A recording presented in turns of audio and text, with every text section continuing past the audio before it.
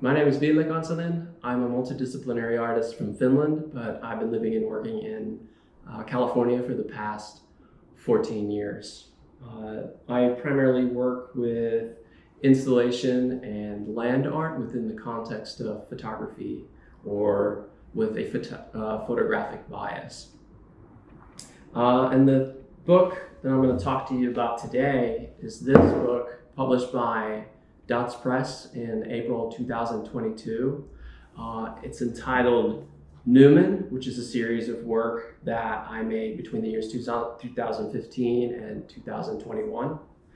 The word Newman means when some place or thing is imbued with a spiritual or divine power. The work that I make is primarily, as you can see, situated in the desert, on the desert landscape. I go to a place in the Mojave Desert, which is in California, and I work out of my truck there 1 to 2 weeks at a time. I go there several times a year, bringing all kinds of materials with me, tools, wood, wires, all manner of equipment to work by creating not only site-specific installations, but also working with the native materials such as rocks and the land itself. And the impetus for the work was really my reaction to what I view as our detachment from nature due to the way we rely on science to explain everything and technology to solve all of our problems. And I think we've lost this more primordial and foundational connection with nature, and I really wanted to find a way to rekindle that connection, but then also try to understand nature as more of a spiritual space that I think is also something that we as human beings have always had in the most basic sense. And the way I did that was by, to quote Heidegger, is to discover the ancients anew, in a way trying to recreate some of those experiences and encounters our ancient ancestors may have had with nature and had that numinous experience of nature as they moved through it. And how I did that was reaching out into the past and finding a lot of inspiration in Neolithic art, things like megaliths and megalithic structures.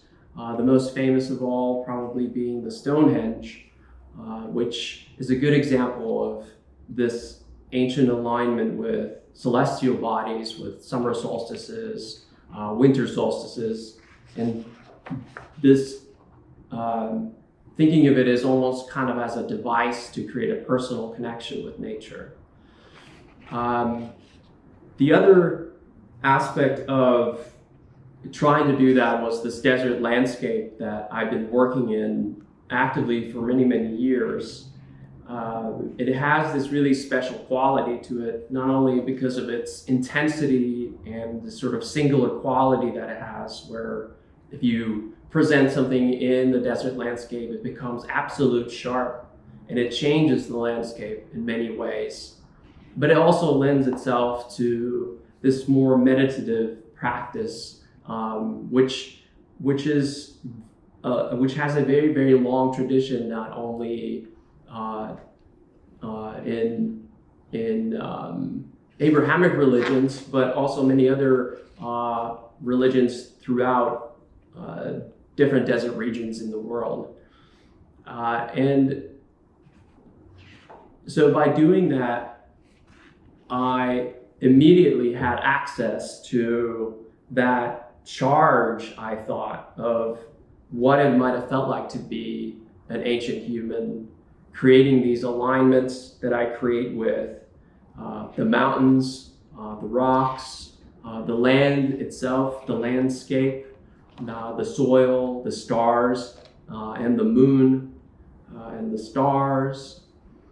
The way I work is using photographic space as a conduit to do that. So photographs have this very special quality to them where they present the world in a sense where it has a truth quality to it. So you feel like a photograph has this truth to presence to it.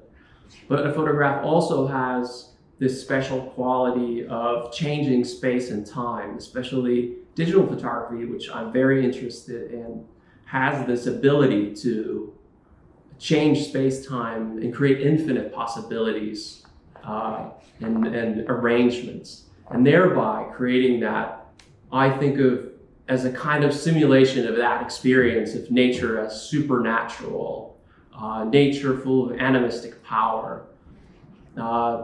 So that sort of supraspatial quality that photography has is something I'm very interested in. The book itself, as you can see, is full of different sketches of my work, lots of notations. The photography itself, it has arrays of some of my video work as in still format.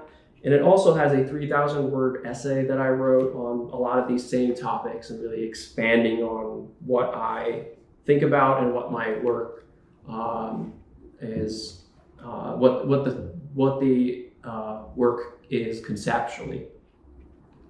And the Dots Press team did such an incredible job of pulling it all together. It feels kind of like a notebook that came directly from me. So the way that they designed, not only using the sort of really earthy and natural materials, but also the way they integrated all of my notations and sketches into it creates this feeling of it being something directly from my practice, directly from my mind. And I can't stress enough as to how beautiful this book is. There's 300 copies altogether pressed in the first edition of this book, and it's available at the Dots Press website, and I really urge you to check it out.